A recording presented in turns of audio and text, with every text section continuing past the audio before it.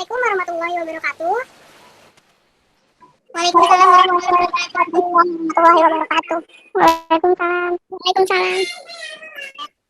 Because this is our first meeting, let me introduce myself. My name is Anissa Sukmawati, and you can call me Miss Anissa. Masih banyak temennya yang belum join kelas ini? Lanjut aja ya sambil nunggu temennya yang lain. Nanti yang lainnya bisa menyusul. Before we start our class today, let's say basmalah. Bismillahirrahmanirrahim. Well, students, today's lesson we are going to talk about news item text, and there are 4 points that we are going to discuss. The first one is the definition of news item text. The second one is the purpose of news item text. The third one is the generic structure of news item text, and the last one is the language features of this item text. Do you like reading news? Apakah kalian suka membaca berita? News atau berita bisa kita baca melalui media online atau media cetak seperti koran maupun majalah. Tapi berita juga bisa berupa berita yang ada di TV, seperti berita yang dibacakan oleh news anchor atau pembaca berita. Jadi berita itu bisa berupa tertulis, bisa juga secara lisan yang disampaikan oleh pembaca berita. So now, how about the kinds of news item text? The kinds of news item text, for example, politic news, economic news, business news, what else? Entertainment news, and etc. Okay, so I'm going to discuss our first point, 4 point. Wait a moment. Can you see the PowerPoint clearly? Kelihatan nggak? Kelihatan. So we are going to discuss about news item text, and the first point is the definition of news item text. What is news item text? News item is a text that informs the readers about newsworthy or important events of the day.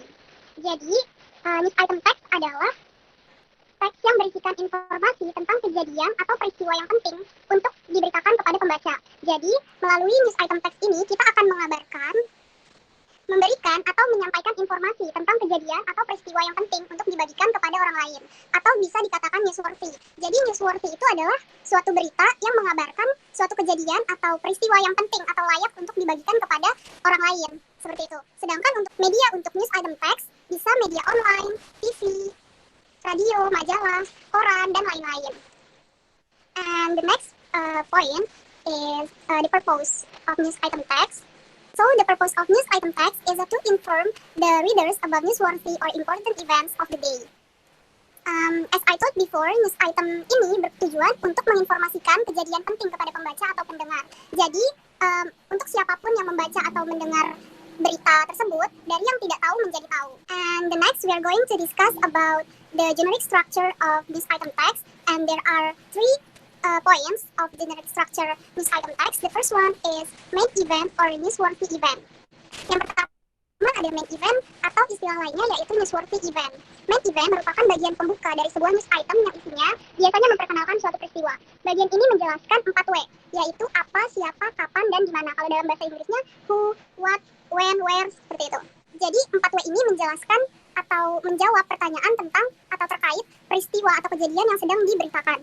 Jadi di bagian ini adalah summary dari keseluruhan isi berita. And the second point is background event or elaboration. Bagian ini menjelaskan lebih lanjut apa yang sudah dijelaskan di main event. Menjelaskan bagian dan menjelaskan bagaimana dan mengapa kejadian tersebut bisa terjadi. Di bagian ini menjawab pertanyaan dari 1H dan 1W, yaitu why dan how. Why, mengapa kejadian tersebut dapat terjadi, jadi alasan terjadinya kejadian atau peristiwa yang sedang diberitakan, dan how, bagaimana kejadiannya bisa terjadi, atau kronologinya, seperti itu. Ini ada di bagian kedua, di background event or elaboration. And last but not least, we have source, atau sumber. Bagian ini merupakan bagian penutup dari sumber berita bisa pula berupa pernyataan narasumber, komentar saksi, pendapat ahli, atau pernyataan dari pihak terkait suatu peristiwa. Selain itu, source juga bisa kita dapatkan dari media cetak, media hasil survei, dan lain-lain. Sampai sini ada pertanyaan? Any question? Ada, Miss. Takutnya kan nanti ditugasin buat bikin berita.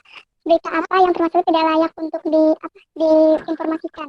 Oke, thank you for the question. Seperti yang sudah dijelaskan di awal, tujuan berita itu untuk menginformasikan suatu kejadian atau peristiwa yang penting atau newsworthy gitu. Jadi Kita yang layak itu ya yang newsworthy, yang layak untuk diberitakan kepada orang lain. Seperti contoh, terjadi kecelakaan di jalan tol kilometer sekian. Itu kan penting ya, karena dengan diberitakannya kejadian tersebut, itu berpengaruh sama orang lain yang mungkin akan melewati jalan tersebut. Seperti itu.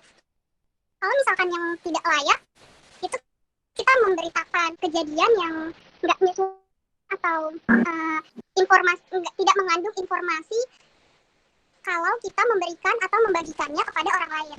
Seperti itu. Cukup dimengerti nggak? Ya, Miss. Terima kasih. Okay, welcome. The next, we are going to discuss language features of news item type. The first one is simple past. News item menggunakan simple past karena isi dari berita yang digunakan adalah kejadian yang sudah terjadi atau kejadian di masa lampau. Jadi, news item text itu menggunakan simple past tense karena kejadian atau peristiwa yang akan diberitakan atau lagi diberitakan itu biasanya kejadian yang sudah lampau atau sudah terjadi. Kan nggak mungkin dong kita mau menulis atau membuat news item tapi kejadiannya lagi berlangsung nih. Jadi pastinya kita memberitakan suatu kejadian yang kejadiannya itu sudah terjadi. Itu cuma 7 menit yang lalu itu sudah termasuk kejadian yang lampau. Jadi kejadian yang sudah terjadi. Maka dari itu news item text ini menggunakan simple past tense.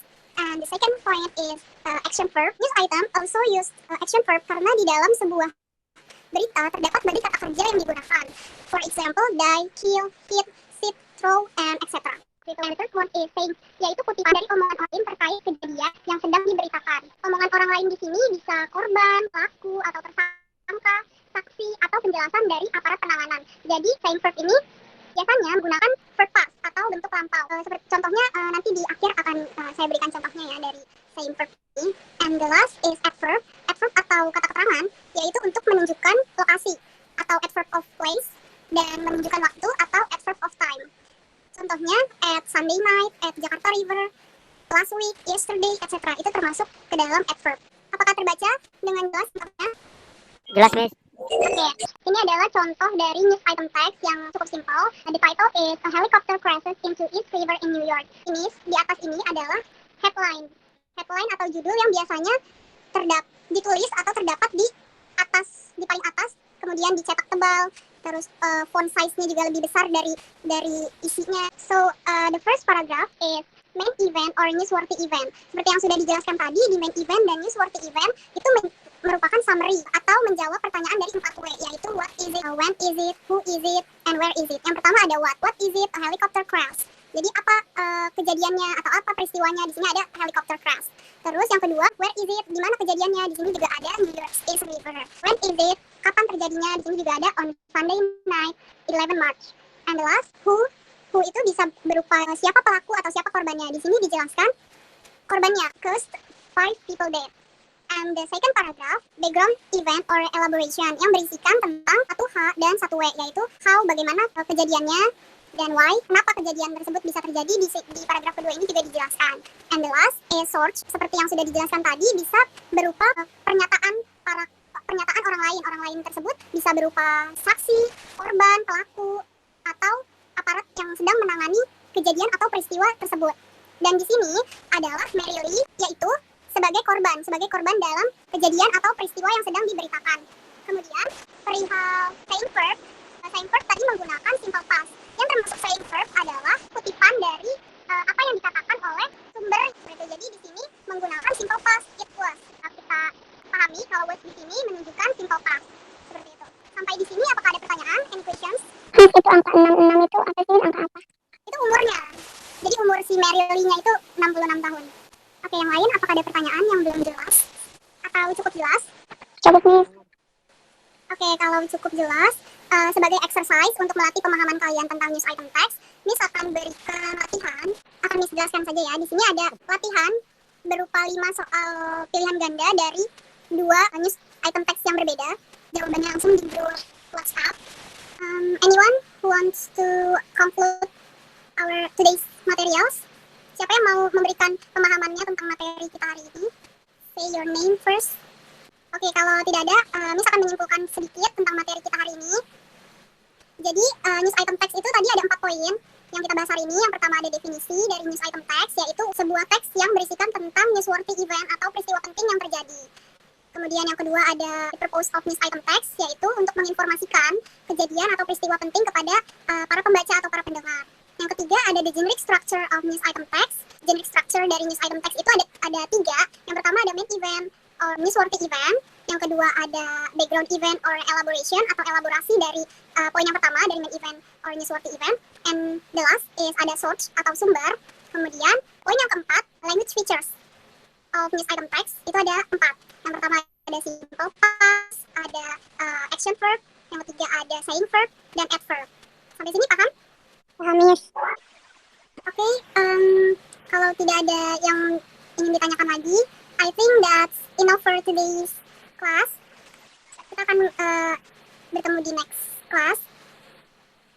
Saya akan mengirimkan tugas yang tadi ke grup WhatsApp. Cukup dipahami ya, waktunya 10 menit, nanti kirimnya di grup WhatsApp itu aja saja.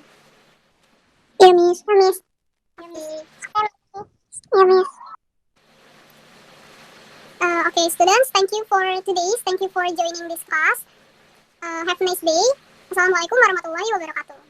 Waalaikumsalam warahmatullahi wabarakatuh. Terima kasih semua. Waalaikumsalam. Sama-sama, Miss.